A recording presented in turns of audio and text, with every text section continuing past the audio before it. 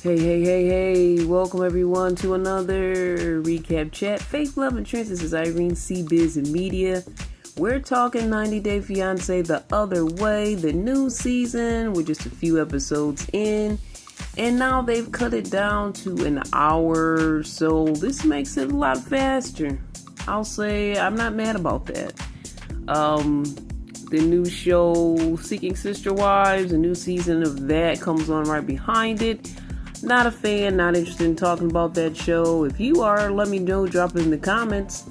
Let me know what interests you about the show, but it's not my vibe. I feel like most people don't have that mindset. Maybe a number of men may be seeking some extra wives, but overall, I don't know. A lot of people that want to have multiple partners usually don't marry them, and it just is, to me, it's just a little bit too far out of my wheelhouse, guys. I can't relate to these people at all. Sorry. Alright, so let's start out with these guys. She's 23, I think he's 31, and he's living that lifestyle in Aruba, but she's not used to this Aruba lifestyle. But he's getting his place ready. He's kind of got a man bachelor pad, but he's trying to up his game a bit and, have his stuff ready for Chloe. He's kind of let us know she comes from a bougie lifestyle. She's a bit bougie, so he's feeling like a little bit inadequate in the department of things. So he's like, hopefully she'll be able to work with what he's got and how he's done his best to up his game. And as he's doing this, he's revealing to us that sadly he lost his mom. He lived with her for a year before she passed away. He said he was in this bad breakup and he ended up having to go back to live with his mom, and she was sick for that whole year. But he was glad that he was able to spend that time, his mom's last year. He was able to be there with her, and he got a little bit emotional. He was crying. Very understandable, a heartfelt story. Again, he reveals about his ex and how that broke his heart in another way. And he has several trust issues. She does too. She has his location. It sounds like he's been up to some things in the past, but she's been up to a thing or two herself. But they're trying to do this thing together. And he expressed that he's trying to be that guy that settles down at this point. He's done everything. He's had the party lifestyle, living on the pirate ship in Aruba, and he got his heart broken pretty bad. He's like, I think I'm ready to settle down at this point. And I do believe him. I don't know how easy it's going to be. It's not that easy for a leopard to change his stripes, but it's possible. I won't say it's impossible. But, he picks her up at the airport. They have a nice little welcome. He brings her the flowers and all of that. He already had said when she gets back to his place, he already set out the silk pillowcase. But before that, it's another baggage joke. I think it was a baggage joke in Match Me Abroad, but she had a lot of, I think this is the right baggage joke, but there was something said about baggage. So let's go to the next part, guys. I'm trying to remember the baggage joke, but maybe it wasn't that good. But I just saw a theme there I had to point out. So yeah, he has her little silk pillowcase. So she's a little fancy. He didn't make sure she had that silk pillowcase. She reveals to us it stops wrinkles. And he's like, well, what about the Botox? And she's like, oh, well, she kind of giggled that off like that helps. So I guess she gets Botox. Are you 23 and getting Botox? Please tell me you're not. Okay, so in Aruba, in this particular place he lives in, there's no hot water. You have to pay extra to get hot water installed for some reason. And he says it's pretty expensive. It's like $100. And I'm like, $100? Is it really that much? I think his bills will go up $100. For him, that might be a lot of money. So he's like, no, I'm not installing hot water. Aruba, the coldest it gets is about 75. There's really no need. The water's never really gets cold. But she's saying, I will get this hot water installed. So that was their big issue for this day anyway, but they just jumped right off of that. And she just wanted to jump in the shower, and he picked her up and took her to the restroom where the shower was. And the screen goes blank because we don't want to see anything else. Thanks, 90 Day. All right, Madeline and Luke. Luke reveals, hey, I'm going to be moving there a couple days earlier. Surprise to you, Madeline. They've been fighting over money. He's trying to make things right. And he's been stressed out about, everything going on and trying to keep his money up and trying to please her with the money he has. And he's thinking, I hope she doesn't leave me if I don't have the money. And she also revealed that she wants the property that he does have. In her country, I believe it's a South American country. I can't recall which one it is. But she wants the property in both of their names now. And this is kind of a demand that she says she needs, or she's not marrying him. His dad's taking him to the airport. They're talking. He's like, stand your ground. You can't just let her step all over you. Dad gives him a few bucks to help him out, $3K. And I love the relationship he has with his dad, their connection. And I don't know where his dad's from, but he has an accent. And he just looks out for his son. He loves his son. They're going to go to the wedding in a couple of weeks. But I do think Luke lets Madeline step on him. I'm just trying to wonder, what is his real self-worth and value in himself if he has to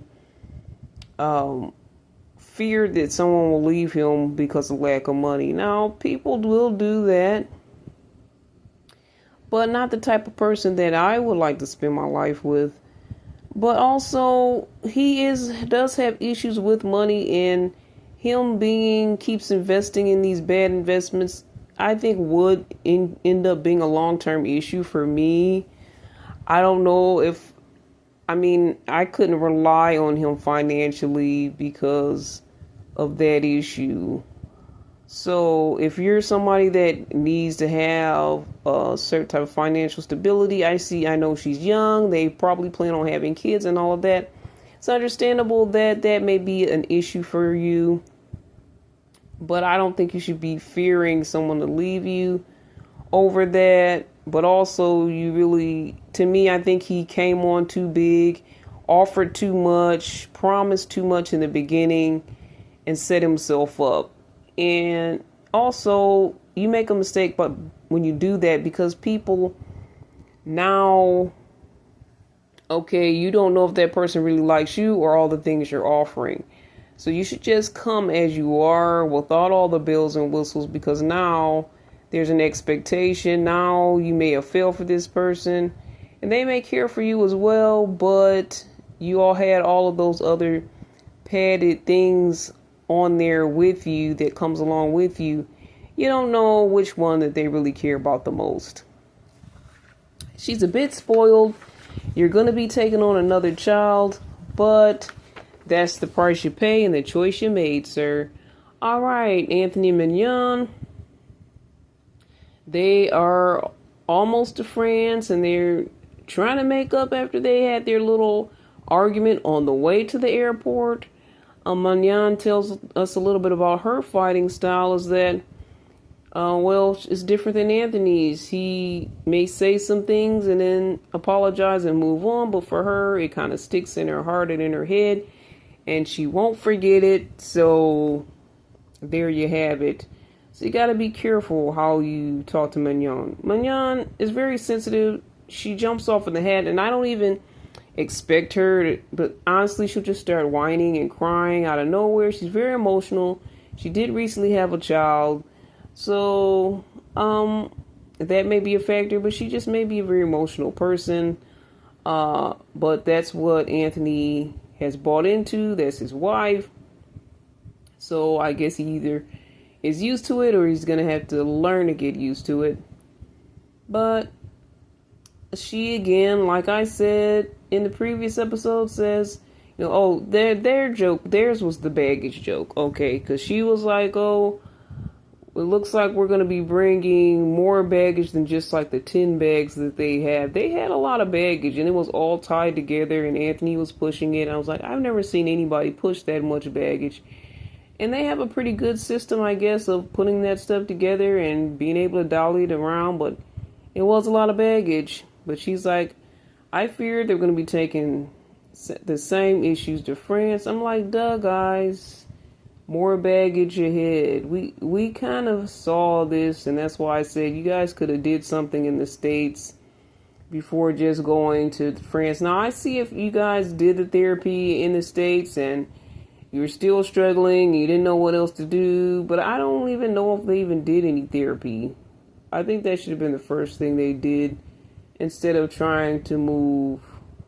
Though we know the financial thing is one of the issues, and I think she's trying to keep up a certain lifestyle that she can't keep up, or it's difficult to keep up, and doesn't have the time to be the mom that she needs to be. So moving to France will help her. But I'm like, look, why can't they kind of work with his family? Because his family seems to be encouraging and supportive.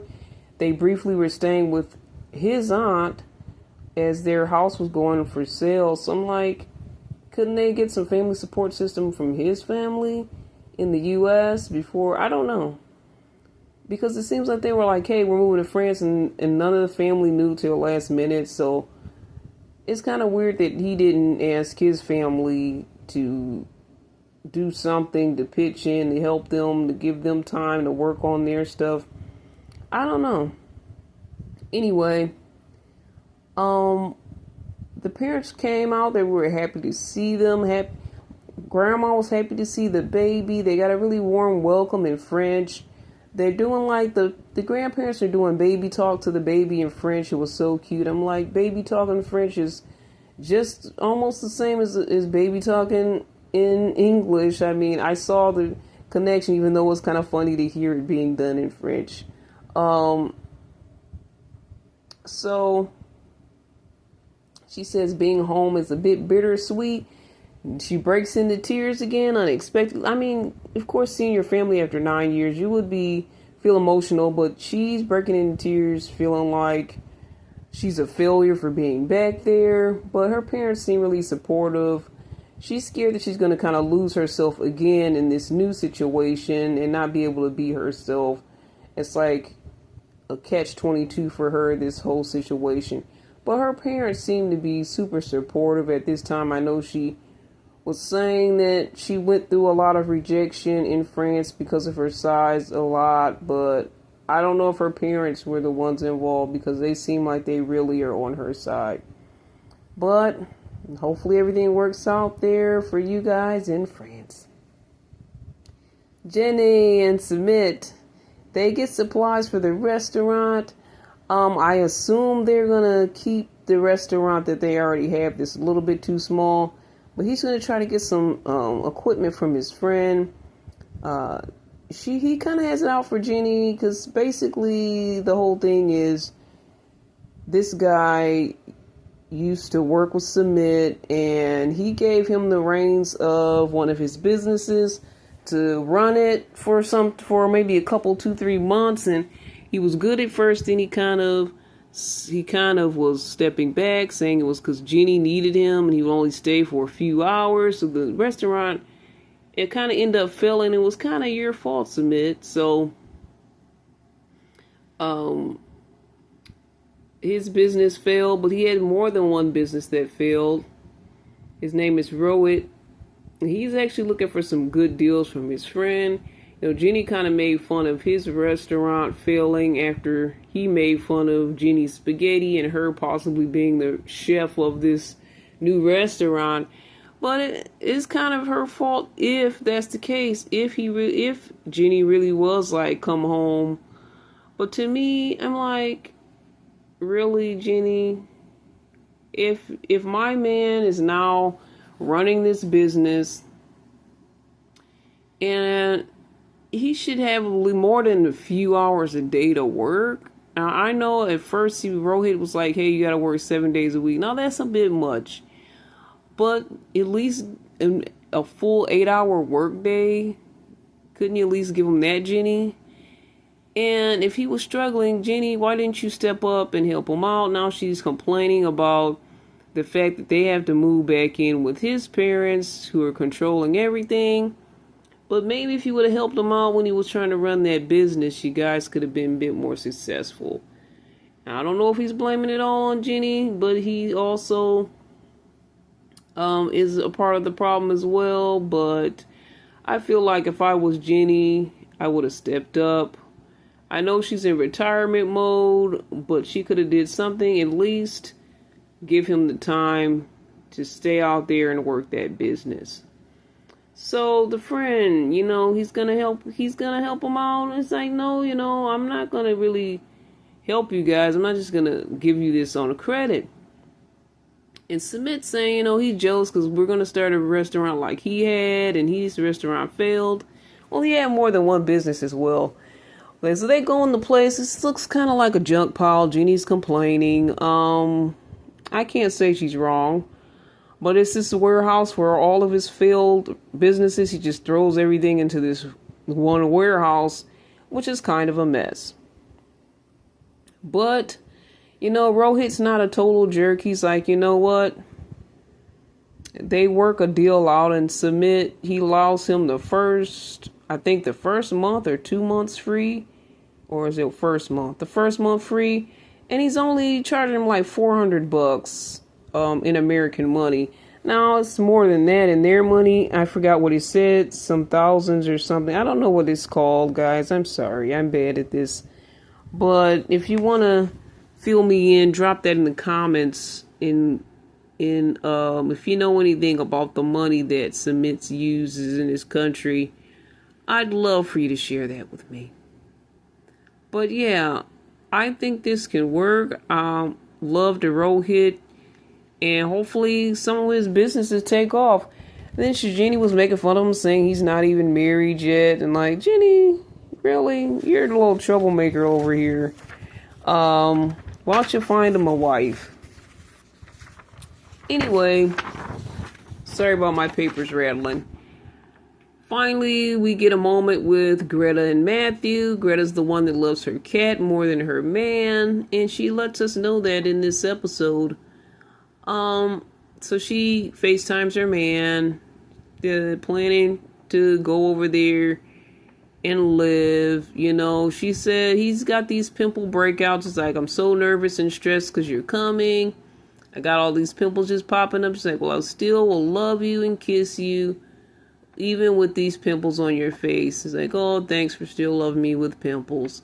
Now she's like, honey, you've been looking for apartments. Like, oh, you know what? I haven't done that quite yet. She was kind of upset. She's like, I was hoping he would have at least looked, knowing that I was on my way, but he has not done that yet.